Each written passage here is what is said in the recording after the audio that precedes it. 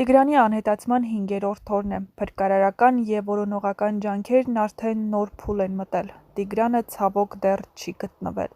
որոնումները շարունակվում են աննախադեպ մասշտաբով, հարյուրավոր կամավորներ տարբեր քաղաքներից ու գյուղերից ժամանած քաղաքացիներ, ինչպես նաև փրկարարներ, զինվորականներ, ոստիկաններ, արտակարգ իրավիճակների մասնագետներ վաղ առավոտից սկսել են աշխատել Մարմարիկ գետի բոլոր հնարավոր և նույնիսկ անհնար հատվածներում։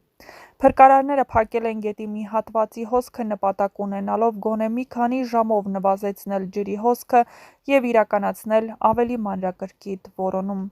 Տիգրանի հայրն այժմ ավելի ու ավելի հակված է առևանգման վարկածին։ Նա և ընտանիքի անդամները պնդում են, որ երեխան այդ օրն այնքան կարճ ժամանակով էր դուրս եկել տանից, որ գետն ընկնելը գրեթե անհնար է։ Այս ցավալի իրավիճակից օգտվում են որոշ անձինք հորինելով կեղծ տեղեկություններով, նրանք զանգահարում են ծնողներին, պապիկին, նույնիսկ հեռավոր բարեկամներին ու նշում, թե իբր գիտեն երեխայի գտնվելու վայրը։ Մի մասը խոստանում է լուսանկար ուղարկել, մյուսները պարզապես ասում են փախավ, չհասցրինք բռնել կամ այս վայրում կբերենք։ Այս ամենը հոգեբանական ահաբեկում է ուղղված մի ընտանիքի, որը արդեն իսկ ցավալի գագաթնակետին է։ Խնդրում եմ, մի արեք դա։ Ոչ մի տեղեկություն մի փոխանցեք, եթե վստահ չեք դրա ճշմարտացիության վրա։ Մի մոլորեցրեք ծնողներին, մի ծանրացրեք նրանց ապրումը, այլ կապվեք ուղղակի ոստիկանություն, եթե որևէ տվյալ կամ տեղեկություն գիտեք։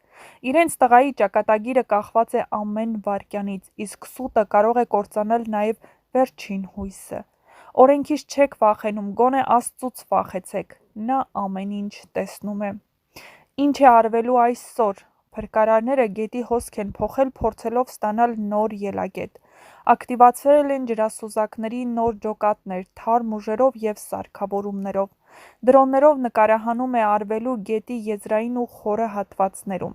Որոնումներն ընթանում են ոչ միայն գետում, այլ նաև գետի վերին հոսանքում, թփերի, քարերի, անտառային հատվածների մեջ։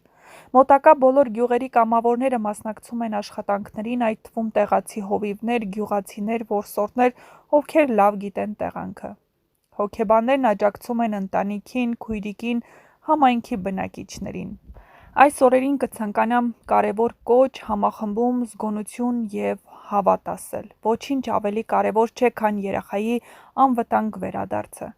Եթե դուք որևէ բան նկատել եք, ապա անպայման զանգահարեք իրավապահ մարմիններին։ Ինքնագործունեությունը կարող է վնասել։ Միևնույն ժամանակ թող մենք շարունակենք աղոթել, պահենք հույսը մինչև վերջին վայրկյանը։ Տիգրանի ծնունդը մոտ է, մայիսի 9-ին։ Մենք դեռ սպասում ենք մի հրաշքի, գոնե այդ օրը մանկության ժպիտը կրկին տեսնելու։ Օր 5-րդը կփակվի սպասումով, հոգնությամբ, բայց նաև անսահման սիրով մի ամբողջ ժողովրդի կողմից, դեպի մի փոքրիկ, ով չպետք է կորչի։ Եվ օր 5-րդը հավանաբար կլինի նրա գտնվելու լուրը ցնծությամբ ընդունելու օր։ Հուսով ենք, որ մոտակա ժամերի կամ գոնե մոտակա րոպեների ընթացքում կհայտարարվի, որ փոքրիկը գտնվել է։ Վերջին օրերին, երբ ողջ ազգը սրտատրոփ սպասում է փոքրիկ Տիգրանի մասին որևէ լավ լուրի, երբ փրկարարական աշխատանքներն անցնում են գիշեր-ցերեկ, երբ նույնիսկ մարած հույսերն անգամ դեռ փայլ են պահում մարդկային աչքերում, նոր լուրեր են շրջանառվում այս անգամ էքստրասենսներից։ Մեդիահաբի հետ զրույցում մի անանուն էքստրասենս, ով չցանկացավ ներկայանալ, բայց վստահորեն հայտարարեց. «Ես զգում եմ, որ երեխան գետում չէ, նա ողջ է, առողջ է, և ինձ փոխանցվում է, որ նա կգտնվի հնարավոր է շատ շուտով», Մեդիահաբի հետ զրույցում ասել է էքստրասենսը։ Նրա խոսքերը հնչեցին պարզ, առանց ավելորդ դրամատիզմի, բայց միաժամանակ անսահման վստահությամբ։ Նման հայտարարությունները հատկապես այսպիսի ծանր ու հուզական իրավիճակներում երկու տարբեր արձագանք են ստանում։ Մի մասը հույս է ձեռք բերում, կրկին սկսում է հավատալ հրաշքի այն մտայնությամբ, որ անգամ անտեսանելի ուժերը խոսում են փոքրիկի կյանքի օգտին։ Մյուս մասը անվստահորեն է մոտենում նման հայտարարություններին, նշելով, որ էքստրասենսների կանխատեսումները չունեն գիտական հիմք ու որ նման իրավիճակներում միայն փաստերն ու հետաքննությունն են կարևորը։ Բայց ինչով են արդարացվում էքստրասենսների խոսքերը, ինչ կարող են նրանք իրականում անել։ Էքստրասենսներն ընդհանուր առմամբ պնդում են, որ ունեն էներգետիկ դաշտեր զգալու պատկերներ կամ տեսիլքներ ստանալու ունակություն, երբեմն նույնիսկ կոնկրետ վայրերի, թվերի կամ անձանց հետ կապված։ Նրանց մի մասն աշխատում է կոնկրետ բաներով՝ լուսանկարով, հագուստով, բիոդաշտով։ Ոմանք պնդում են, որ կարող են մարդու գտնվելու վայրը զգալ մետրերի ճշգրտությամբ, երբեմն առաջադրելով նույնիսկ քարտեզների վրա նշումներ։ Իսկ արդյոք դրանք վստահելի են։ Պատմությունը ցույց է տվել տարբեր դեպքեր, երբ էքստրասենսների կանխատեսումները զարմանալիորեն ճշգրիտ են եղել։ Նրանցից ոմանք օգնել են որոշ քրեական գործերի բացահայտման ժամանակ կամ գոնե ուղղորդել որոնումները ճիշտ ուղղությամբ։ Բայց այս ամենը մնում է վիճարկելի, քանի որ նույնքան դեպք էլ կա, երբ կանխատեսումներն ապացուցվել են կեղծ կամ հուսախաբություն առաջացնող։ Իրավապահ մարմինները սովորաբար չեն հիմնվում միայն էքստրասենսների վրա, սակայն որոշ դեպքերում հուսալով ինչ իմանան սկզբունքով նաև հաշվի են առնում նրանց կողմից մատնանշված վայրը,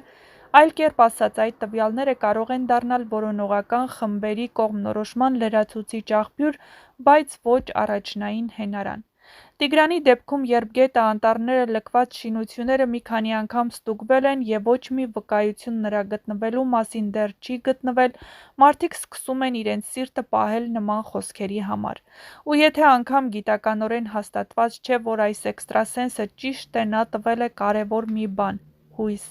Հավատանք մենք նրան, թե ոչ, դա կախված է յուրաքանչյուրիս համոզմունքից, բայց կարևորն այն է, որ այս խոսքերը մարդուն ստիպում են նորից հավատալ, նորից աղոթել, նորից մաքրել արցունքները և բարձրանալ Սար, որ գուցե հենց այն քարն է, որի հետևում փոքրիկն է, կենդանի, սպասող։ Եվ եթե այս անգամ ոչ թե կանխատեսումն է ճշգրիտ, այլ այն, ինչ մենք անում ենք այդ հույսով, գուցե հենց դա է Տիգրանին գտնելու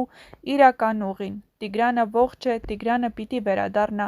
Եվ եթե անգամ այս խոսքերն արտահայտել է անանուն էքստրասենսը, դրանց մեջ այսօր կա մի ամբողջ ժողովրդի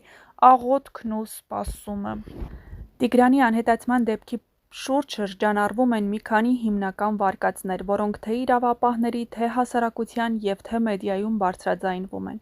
Ահա հիմնական ենթադրություններից մի քանիսը համառոտ և հնարավորության սահմաններում տրամաբանական բացատրությամբ։ Գետի մեջ ընկնելը։ Այս վարկածն ակտիվորեն ուսումնասիրվում է առաջին իսկ օրվանից։ Մարմարիկ գետը գտնվում է անմիջապես գյուղի սահմանին և հաշվի առնելով տարածքի վտանգավորությունը, բացառել այս տարբերակը հնարավոր չէ։ Սակայն հարցեր են առաջանում, եթե երեխան հազիվ էր քայլում, արդյոք ինքը միայնակ կարող էր հասնել գետին։ Բացի այդ, մինչև հիմա գետում ոչ մի հստակ հետք չի հայտնաբերվել։